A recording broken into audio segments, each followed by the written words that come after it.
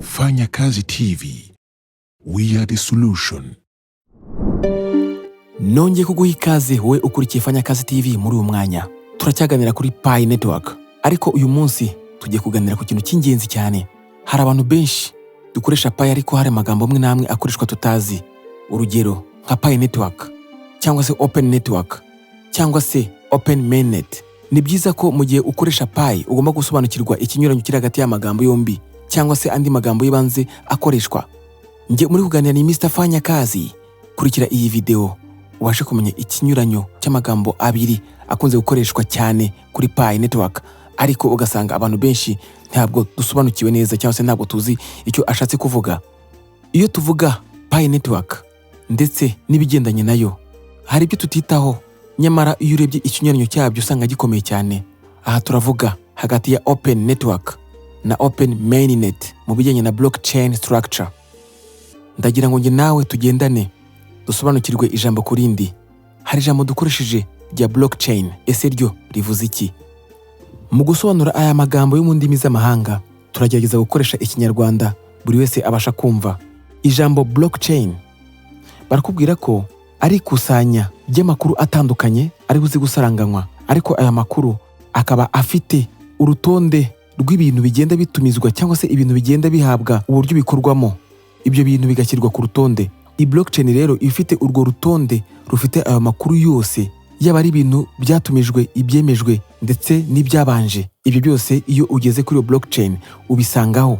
Ariyo mpamvu rero ikinyuranyo cy'amagambo yombi Open Network na Open Mainnet biri buze gusobanurwa tugendeye mu myumvire y'iryo jambo rya blockchain structure. Reka tujye kuri Pi Network. Ni umushinga wa cryptocurrency ukiri mu cyiciro cyo kubakwa no kuzamurwa. Ukaba rero ukoresha amagambo abiri y'ingenzi. Rimwe ni Open Network, irindi ni Open Mainnet.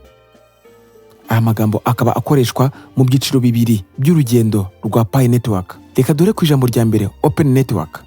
Ubwo hano turimo turavuga kuri Pi Network. Impamvu nuko iri jambo rishobora gukoreshwa no ku zindi cryptocurrency. Iri jambo Open Network mu rwego rwa Pi Network riravuga icyiciro cy'igihe ibikorwa remezo bya blockchain biba biriho biri gukora. Gusa iyi network iba itaratangira gukora mu buryo bwa nyabwo kandi bwuzuye.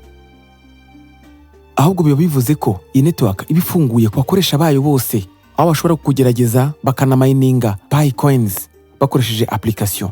Hano hari andi magambo yiyongereyemo mashya.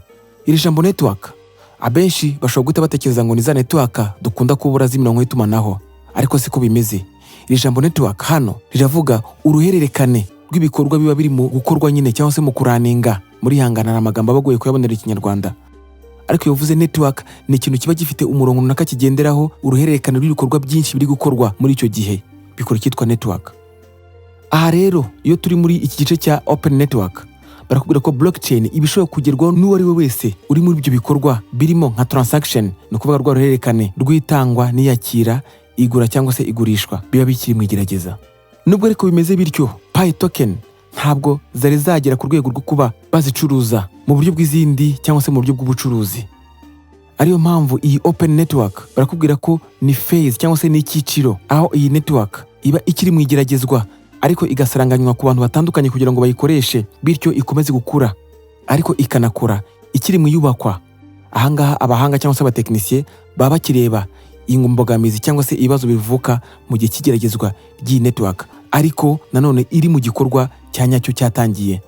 Nitugaruka rero kuri Pi Network, iyo bavuze ngo Open Network ifasha cyangwa se yemerera imbaga y'abayikoresha kuba bari muri projet cyangwa se muri umushinga. Ibi bigafasha ba nyiri umushinga kugenzura neza umutekano wayo n'ubushobozi ndetse naho ishobora kugera, bakamenya niba biri gukora neza mbere y'uko bayimurika ku mugaragaro cyangwa se bayirekura ku mugaragaro. Ibi bise bitujyana ku ijambo rya Open Mainnet. Reka tubanze turebe iri jambo Mainnet icyo bishatse kuvuga. Tugenekereje mu kinyarwanda, iri jambo Mainnet ni ijambo rikunda gukoreshwa bashaka kuvuga aho blockchain iba yamaze kuba developed cyangwa se iba yamaze kubakwa mu buryo burangiye kandi noneho ikaba yashyizwe mu bikorwa mu buryo bwuzuye. Iba yamaze kugenzurwa kandi yamaze no kwemezwa mu buryo bw'ikoranabuhanga kandi bwuzuye. Nitugaruka rero kuri Pi Network, Open Mainnet birumvikanisha ko ni igice cya nyuma cyo bita the final phase, aho Pi Network blockchain ino ibiri gukora mu buryo bwuzuye kandi buri wese ashobora kubikoresha ibyo ashaka Muri icyo gihe token za Pi ziba zishobora gukoreshwa mu buryo bwose ku isi yose kandi mu buryo bwuzuye, icyo bita real world transaction.